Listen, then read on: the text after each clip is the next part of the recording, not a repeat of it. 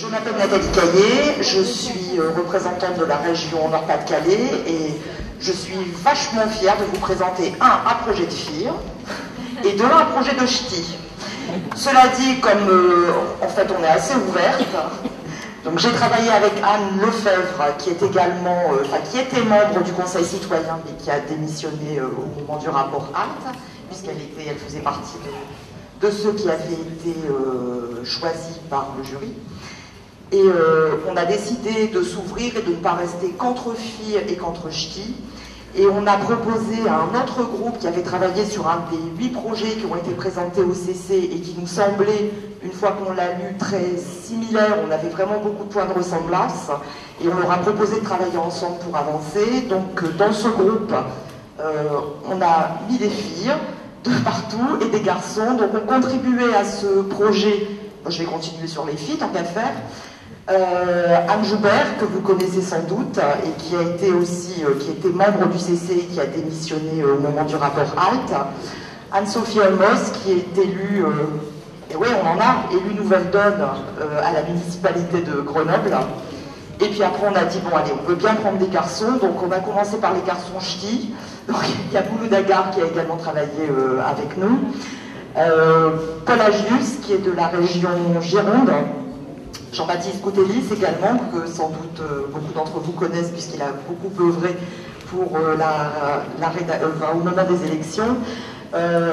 Qui j'ai oublié, je crois que j'ai... Oui, Jacques Pinchard, de la région de Bretagne. Donc on s'est étendu. Alors ce que je vous propose, c'est qu'on se partage le travail en 2 temps.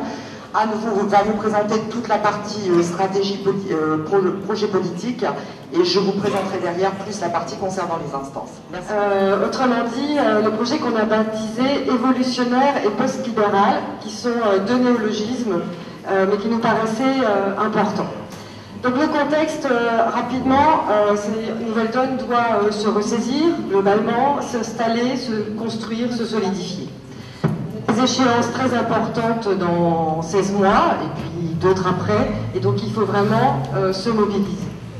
Et puis il faut aussi se mobiliser pour dans 16 mois et se structurer dans le temps, faire un vrai travail de terrain, aller mailler les territoires, enfin ce dont on a parlé tout à l'heure avec nos invités. Mais on a aussi des tas d'atouts, c'est-à-dire qu'on a un projet commun, c'est-à-dire que si vous avez lu les projets qui sont présentés, il y a quelques différences, mais globalement, la très très bonne nouvelle, c'est qu'on est tous à essayer d'atteindre un même objectif politique. On porte une vision politique nouvelle, une façon nouvelle de faire de la politique. On a nos 20 propositions qui sont là, qui ont du succès, et puis on va en avoir d'autres grâce aux travaux du Conseil programmatique. On a la charte qui est un de nos socles fondamentaux. On a des adhérents actifs, voire hyperactifs, et des bénévoles engagés partout et sur toutes les missions. Enfin, on a probablement, enfin en tout cas c'est notre façon de voir les choses, une véritable opportunité politique à l'heure actuelle. Peut-être pas à la Podemos, mais on aimerait bien. Alors notre projet, s'il y a des points à retenir, c'est cela. C'est qu'on est à la fois un mouvement de société qui est actif sur le terrain, qui forme, qui informe et qui réfléchit. C'est le rôle de la partie Nouvelle Donne, société, université, formation populaire. Et c'est aussi un parti politique qui se présente aux élections, c'est-à-dire que ce n'est pas la tête ou les jambes, c'est la tête et les jambes. Et tout ça, c'est pour construire demain, mais de démarrer tout de suite en étant hyper dans la dynamique d'ici 2017. Dans les points qui sont importants pour nous aussi, c'est qu'on s'est dit qu'il fallait qu'on ait un BN qui soit fort, qui ait la capacité d'agir, mais qui soit aussi contrôlé. Sauf qu'on a plutôt opté pour un contrôle a posteriori, en considérant qu'on peut faire confiance à un bureau national, à condition de vérifier régulièrement ce qu'il fait. On a prévu une gouvernance souple et allégée par rapport à ce qu'on a au jour d'aujourd'hui, parce qu'il faut qu'on soit agile, qu'on aille vite, et puis on souhaite être proche du terrain, et vous verrez qu'on met les comités territoriaux très proches du national. Et ça, c'est pour pouvoir être suffisamment rapide pour être au rendez-vous en 2017.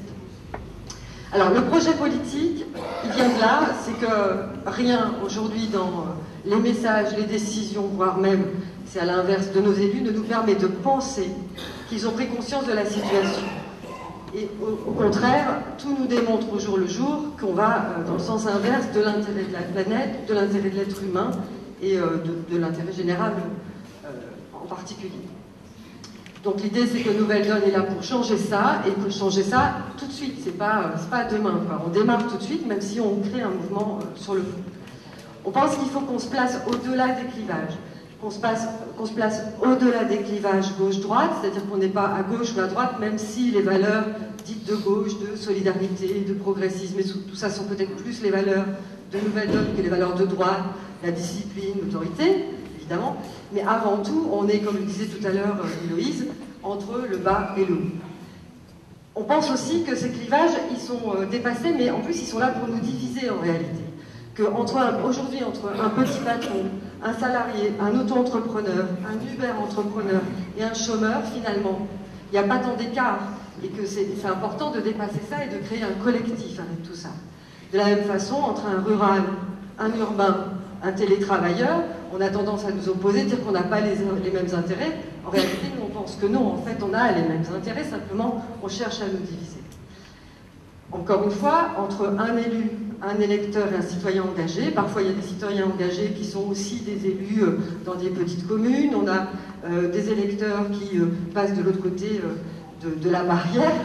Donc tout ça, c'est un des projets de Nouvelle Donne, c'est de pouvoir faire des allers-retours entre je suis citoyen, je suis élu et je suis comment dire, engagé. Et puis il y a aussi une autre question par rapport au marketing, à la consommation. On a tendance à cliver entre le client, le salarié ou l'actionnaire. En réalité, si on regarde par exemple Orange, ils ont fait une grande publicité, ils ont vendu leurs actions aux salariés d'Orange pour pas très cher, entre guillemets. Du coup, les mecs de chez Orange, ils se retrouvent à la fois clients de leur propre entreprise, salariés, et puis actionnaires. Donc évidemment, là, je parle pas de l'actionnariat au sens très large, hein, je ne parle pas de la finance, mais quelque part, il y a une confusion entre tout ça, et on refuse d'être opposé sur ces aspects-là. Toujours sur le projet politique, donc on veut faire de Nouvelle Donne, c'est ce que je vous disais tout à l'heure, un mouvement qui est post-libéral. Alors ça, c'est une locution un peu nouvelle. On ne veut pas faire la référence au libéral, mais on pense qu'il faut dépasser ce monde libéral, voire ultra-libéral, au sens économique du terme. On pense que Nouvelle Donne doit être centrée avant tout sur l'homme et sur la préservation de la planète. Bon, ça ne suit pas là. Et puis évidemment, le renouvellement de la démocratie qui est notre pilier fondamental.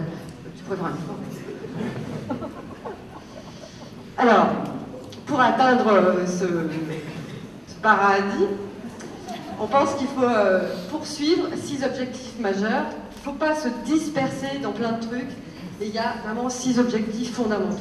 Premièrement, il faut refondre le système social. Aller travailler sur c'est quoi la place du travail dans la vie de l'homme, c'est quoi la pauvreté, comment on lutte contre l'exclusion, un petit peu le côté très concret de ce que nous disait Héloïse tout à l'heure en disant il faut parler des gens de leur vraie vie, et je pense que ça passe à travers. Ensuite, il faut tout faire pour mobiliser la population et inverser la perspective environnementale. Ça veut dire participer à la COP21, participer à toutes les activités qui vont dans ce sens-là. En s'affichant Nouvelle Donne, sans s'afficher Nouvelle Donne, mais il faut aller dans ce sens-là. Troisième objectif, faire évoluer la démocratie française et l'Union européenne en utilisant jusqu'au bout les institutions de la Ve République de façon à pouvoir ensuite les modifier. Ensuite, ce qui nous paraît aussi important, c'est de favoriser le vivre ensemble, la solidarité, dans un monde qui est global, qui est international. Pour l'instant, Nouvelle Donne ne se prononce pas tellement au niveau international. On n'a pas pris de position sur la Palestine, sur la Syrie, etc. On pense que c'est très important de le faire. Et enfin, quoique non, en fait il y en a encore un, évidemment garantir la régulation, la distribution équitable des richesses, c'est évidemment lutter contre la financiarisation à outrance, la spéculation, la création de valeurs qui n'apportent aucune richesse aux populations. Et puis, un dernier point qui est très important, c'est qu'on pense qu'il y a toute une partie de nos populations, ce qui n'est peut-être pas le cas de ceux qui sont là ce soir, qui sont victimes du capitalisme et du néolibéralisme. Oh! Et on pense surtout aux jeunes et aux précaires, de ce point de vue-là. Donc c'est bon. Donc c'est les jeunes et les précaires qui nous paraissent être la cible la plus importante. Les jeunes parce qu'on a une vraie dette par rapport à eux, et les précaires parce qu'évidemment ils sont dans une situation qui est juste inadmissible.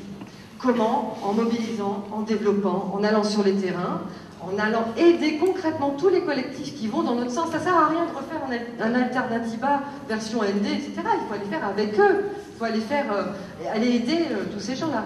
Il faut renforcer notre communication et notre visibilité, bien sûr, organiser l'éducation populaire de nos militants à ce concept de post-libéralisme environnemental et démocratique, et favoriser aussi, ça nous paraît très important, la libre initiative au sein de Nouvelle Donne et la reconnaissance des compétences de ceux qui s'engagent chaque fois qu'ils produisent quelque chose.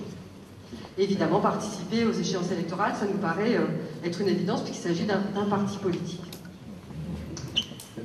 Alors on pense que pour lutter contre les mouvements xénophobes, racistes, néolibéraux, extrémistes, etc., il faut aller chercher un rassemblement et arrêter de faire le jeu de tous ces clivages dont je vous ai parlé et qui nous divisent et qui nous affaiblissent.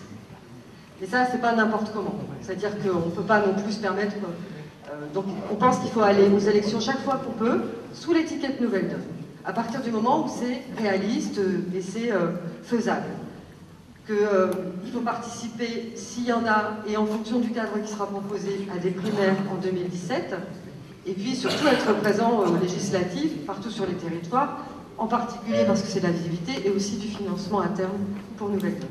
Dernier point qui est très important, c'est qu'il est fondamental que Nouvelle Donne soit indépendant financièrement des subsides publics, dans le sens où les partis politiques se représentent et se comportent mal, souvent parce qu'ils sont coincés financièrement, ils ont des salariés, ils ont des locaux, etc.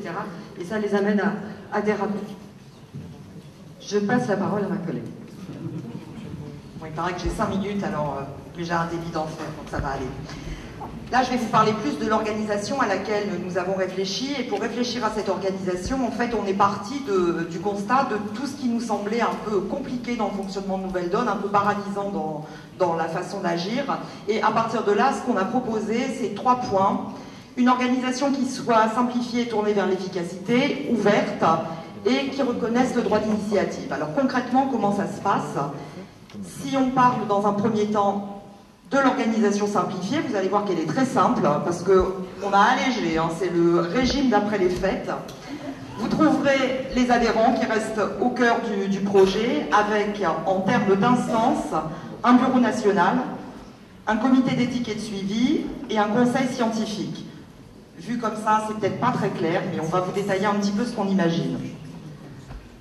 Ouverte, alors je vous le détaille après, ouverte, ça signifie, c'est ce que disait Anne, qu'on attend des comités territoriaux qui soient ouverts à des gens qui peuvent ne pas être adhérents Nouvelle Donne, mais participer à des actions locales, communes avec eux. Que ces personnes qui ont une véritable compétence, par exemple, je pense à Attac, qui a des choses à dire de manière évidente sur les lois de séparation bancaire, on ne voit pas pourquoi ils n'auraient pas la possibilité de participer activement aux commissions territoriales, et l'initiation et la participation à des actions collectives dans les territoires. Donc Anne citait le cas d'Alternativa par exemple tout à l'heure. Donc là c'est l'ouverture en se disant il n'y a pas d'un côté les bons qui sont adhérents Nouvelle Donne et ceux qui ne sont pas tout à fait purs parce qu'ils n'ont pas accepté de prendre leur carte, qui reconnaissent le droit à l'initiative.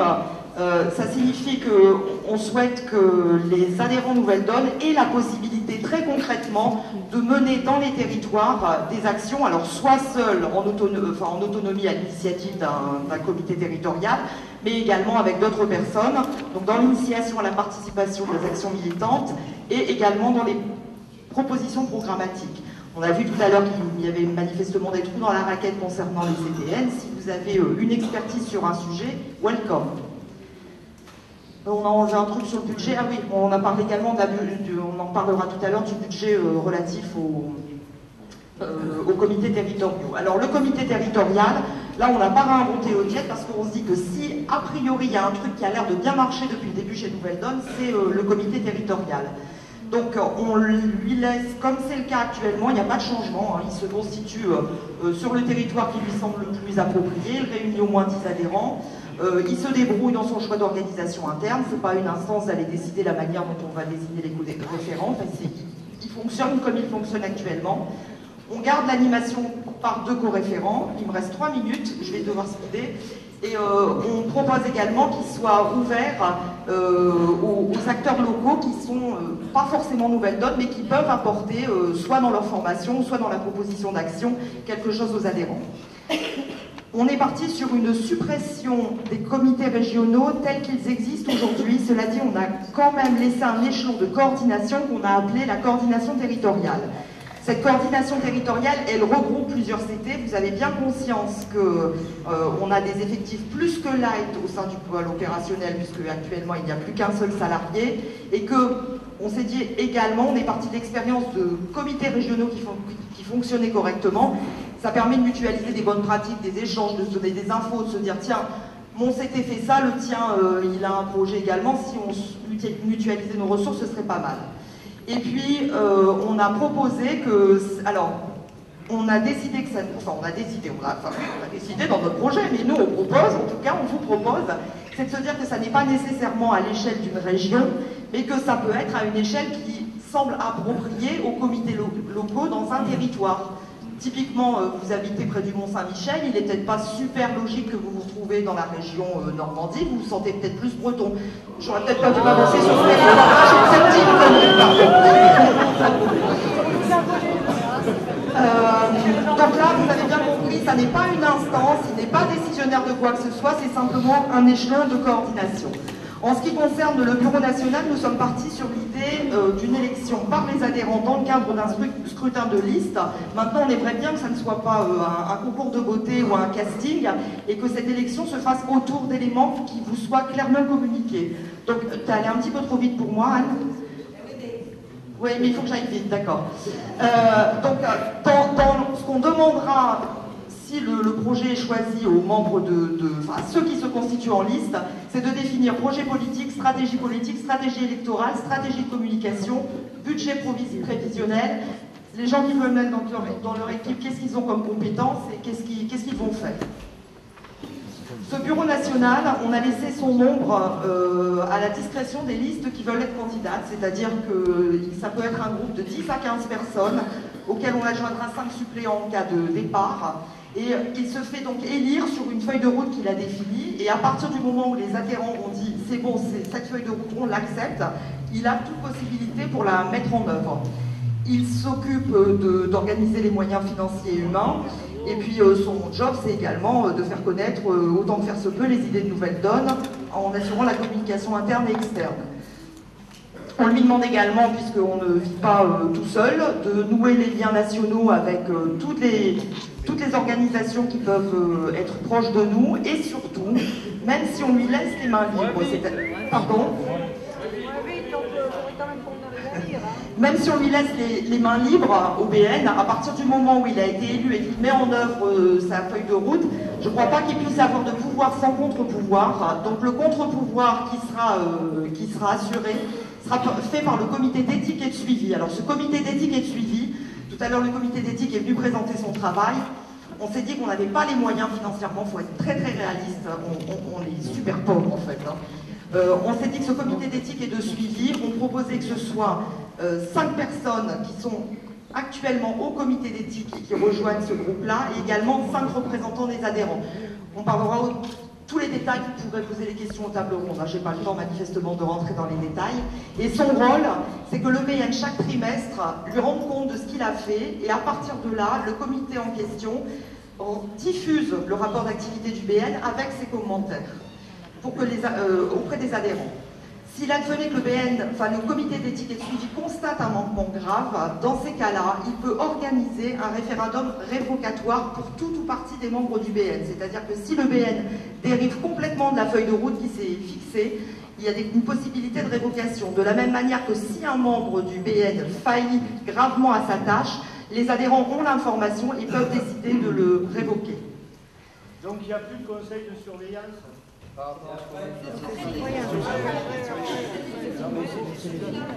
Le conseil de surveillance, c'est ça, en fait on a changé les noms. On n'avait rien à faire dans la semaine qui s'est écoulée, donc on a décidé de changer des noms, enfin voilà.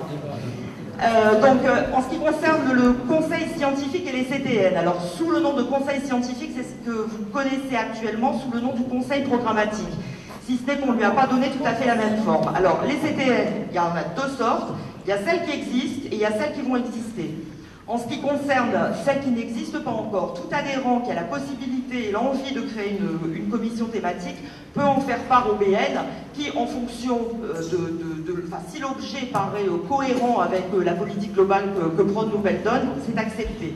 Quant aux CTN qui sont déjà existantes, vous avez vu, le comité d'éthique a fait part du fait que elles ne fonctionnaient pas toutes, donc on leur redemandera juste de refaire un point de leur activité, un point d'état pour savoir où elles en sont et comment elles fonctionnent. Et en ce qui concerne le conseil scientifique, donc lui il est chargé de coordonner la coordination, enfin de faire en sorte que les différentes commissions thématiques nationales fonctionnent en bonne cohérence. Et il est chargé de proposer, il élabore les propositions programmatiques qui seront intégrées au programme de Nouvelle Donne, mais après consultation des adhérents. C'est dit que 2 fois par an, on pouvait très bien envisager une consultation. Point important, le conseil en question, c'est un représentant de chaque commission thématique, mais également des experts externes, parce que prendre l'air, vous l'avez constaté depuis ce matin, ça fait parfois du bien intellectuellement. Bon, le budget, là, c'est la période, je vous promets, du sang, de la sueur et des larmes. Les ressources, on est parti sur un système d'adhésion très simple, avec 2 possibilités, 10 € ou 30 €, 10 € pour étudiants lycéens précaires et 30 € pour tous les autres. Par contre, avec ça, on ne survit pas. Donc, on incitera à un système de dons qui, cette fois, seront prélevés trimestriellement. Vous pourrez dire tous les trimestres, j'accepte, au moment où vous adhérez, vous dites aussi tous les trimestres, je donnerai 10 €, 20 € par système de tranche. Et là, ce sera par prélèvement automatique pour que ce soit moins dur à sortir.